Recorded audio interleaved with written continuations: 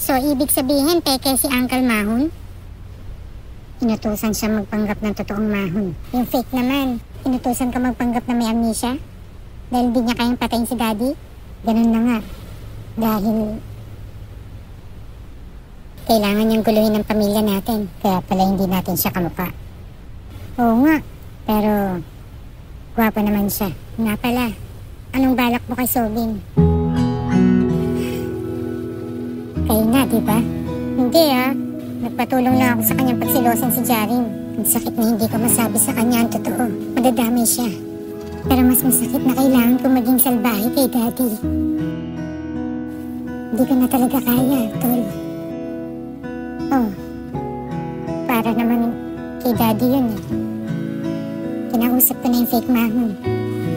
Sinabi kong titigil na ako. Naku, hindi ba delikado yun? Delikado. Kaya lang ayaw ko na talaga magpanggap sa inyo. Anong gagawin ko? Jarima! Wait! Ano na naman? Sorry talaga. Hindi ko akalain na magagalit ka. Tsaka hindi ko girlfriend ba? Ilang beses ko bang sasabihin sa'yo na wag mo muna akong kausapin? Nakakairita ka talaga. Ang simple na mga words na ginamit ko, hindi mo maintindihan? Buset.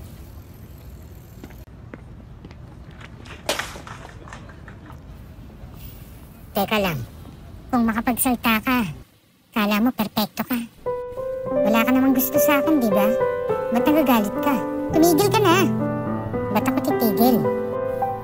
Ikaw lang may karapatan? Magsalta dito? Ganun ba yun? Ba't apektado ka? Dahil may girlfriend na ako? Umayos ka nga. Pasensya na. Nagpanggap ako na may jowa para malaman kung di mo talaga ako gusto. Di ko alam na magagalit ka ng ganyan. Kasalanan ko pa ngayon. Malay ko bang magsiselos ka ng ganyan? Natawag pa akong fuckboy ngayon. Ano ka?